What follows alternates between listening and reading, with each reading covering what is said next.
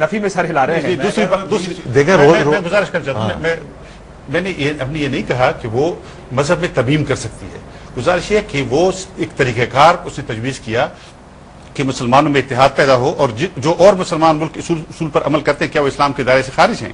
یہ تو اس کے بعد میں صاحب کے ساتھ میرے بھائی ہیں کہ دیکھیں جب 75% جو ملک ہے یا 80% وہ تو روئے ہلال کے مطابق بنا رہے کمیٹی, چاہے وہ پختون ہیں, چاہے وہ بلوچ ہیں, چاہے وہ سندھی ہیں, چاہے وہ مہاجر ہیں, چاہے وہ پنجابی ہیں, جو بھی ہیں, یعنی بلوچستان تک روئے ہلال کمیٹی کے ساتھ عید منائی جاتی ہے.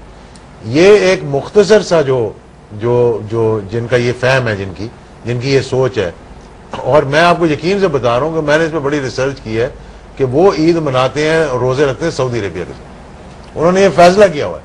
اب یا تو یہ بات صحیح ہے اگر ان کی اسمبلی نے کیا ہے, علماء کو بلا کر سب کو, مفتی صاحب کو بٹھا کر, دیگر جو مسئلے کے ان کے مفتیان کو بلا کر آپ بٹھا لیں, ان کو کہیں جی کہ ہم نے یہ فیصلہ کرنا ہے اور آپ اس پہ کنسنسس ایوالو کریں, تب تو ٹھیک ہے. مفتی صاحب سے پوچھتے ہیں, مفتی صاحب کیا یہ ممکن ہے کہ کوئی کنسنسس اس بات پر ہو سکے کہ سعودی عرب کے ساتھ سارے عید منائیے, چاند نظر آیا نہیں نظر آیا, کہ کم از کم مسئلہ ختم ہو جائے؟ کیا یہ ممکن ہے؟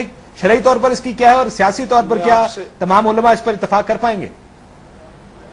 میں گزارش کروں گا کہ یہ خارجہ تعلقات کا معاملہ ہے, بار بار سعودی عرب کا نام نہ استعمال کیا جائے. ان کا نظام مملکت الگ ہے. میرے پاس آج ہی ایکسپرٹ نے گزشتہ 25 سال کا ڈیٹا رمضان کا, عید کا اور حج کا بھیجا ہے, اور ان کے فیصلے ایسے ہی بلائنڈ ہیں جیسے یہاں پشاور کے فیصلے ہیں.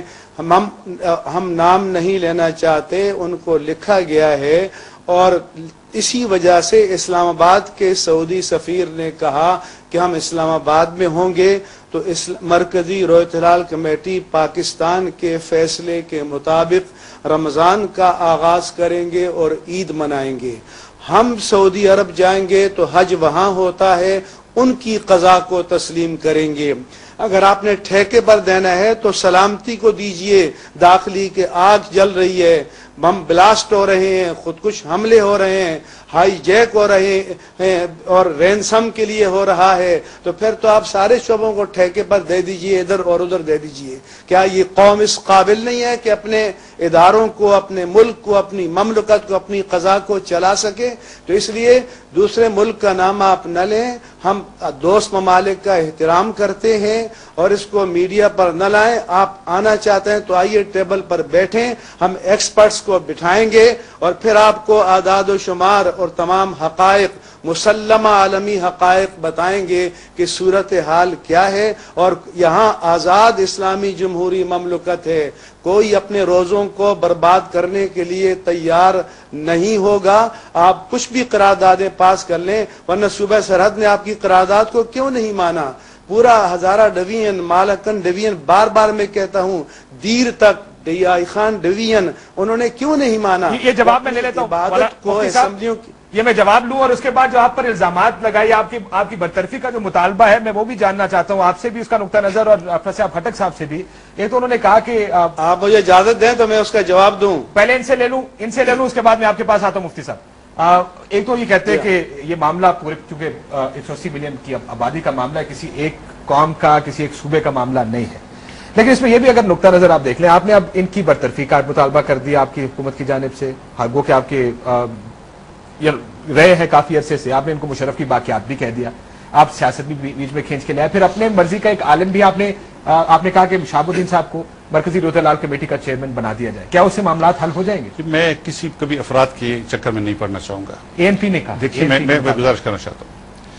بات یہ کہ جس طرح کی بحثوں میں ہم الجھ گئے ہیں, میں پروگرام شروع سے پہلے اعجاز الحق صاحب سے کہہ رہا تھا کہ جب امریکی خلا نورد چاند پہ اترا 1960 کے عشرے میں, تو ضمیر جعفری صاحب, ایک مشاعرہ ہوا ریڈیو پاکستان میں, اس میں اور لوگوں نے بھی کلام پڑھا, اور ضمیر جعفری صاحب نے فرمایا, جو ہماری آج کی حالات کی عکاسی کرتا ہے, کہ جتنے رقبے میں ہلال عید آتا ہے نظر, جتنے رقبے میں ہلال عید آتا ہے نظر, اس جگہ ہوں گے اگر ہوں گے مسلمانوں کے گھر.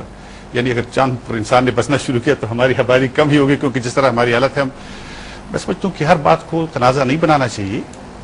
ہم نے ایک گڈ فیتھ میں ایک فیصلہ کیا، اس پر عمل کیا، اور یہ میں نے جیسے عرض کیا تازہ بات نہیں ہے، یہ ہوتا آیا ہے.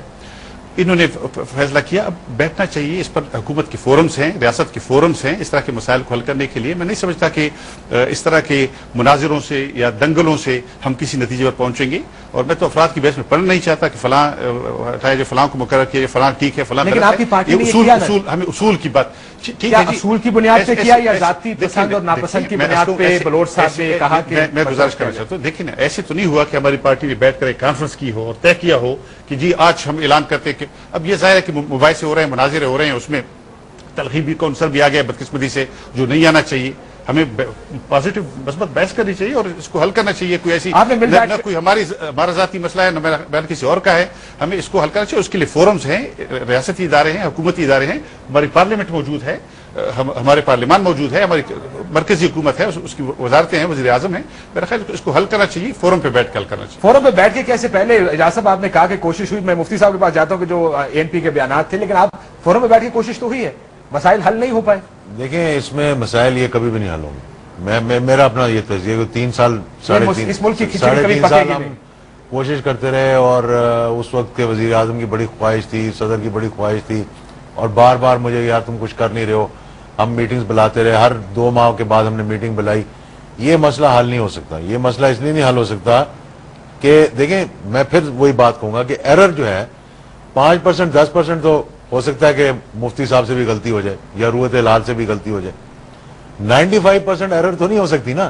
اور سب سے بڑی بات یہ ہے، دیکھیں اس میں یہ مذہب کا معاملہ ہے، چاہے آپ کا تعلق کسی بھی اس سے ہو، کہ اگر چاند کی برتھ ہی نہیں، ابھی اتنا سائنٹیفک زمانہ ہے کاجو صاحب، یہ کوئی ہم بچے تو نہیں یہاں بیٹھے ہوئے. ایک آپ کے میٹ والے آپ کے پاس بیٹھے ہوئے، یہ آپ کو بتا دیں گے کہ آج چاند پیدا نہیں ہوا، چاند نظر ہی نہیں آئے گا، چاند نظر آ سکتا ہی نہیں ہے. تو مطلب پھر بھی آپ کہیں کہ جناب عید ہے، تو پھر تو یہ تو بڑی زیادتی والی بات. مفتی صاحب سے پوچھتے ہیں، مفتی صاحب کہتے ہیں مل بیٹھ کر مسائل حل کریں. اجاز صاحب نے کہا کہ کوشش کی گئی ہے مسائل حل کرنے کی.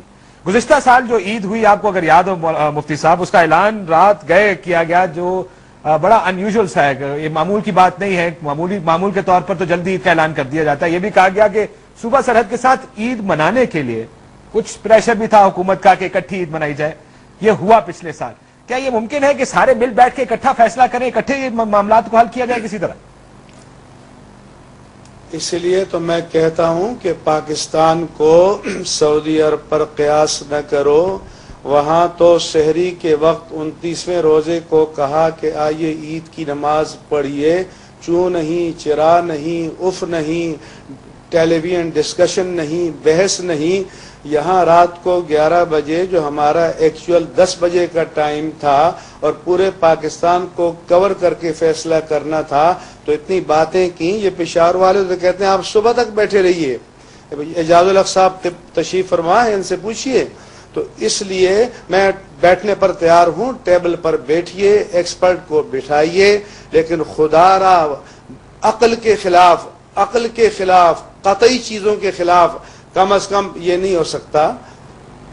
مفتی صاحب ایک اور سوال آپ سے، کے خلاف ایک اور سوال یہ جاننا چاہوں گا کہ اب کنٹروورسی کی وجہ سے جتنا تنازع کھڑا ہو گیا اور آپ کا نام بار بار اچھالا گیا اس تمام معاملے میں ANP کی جانب سے، اب یہ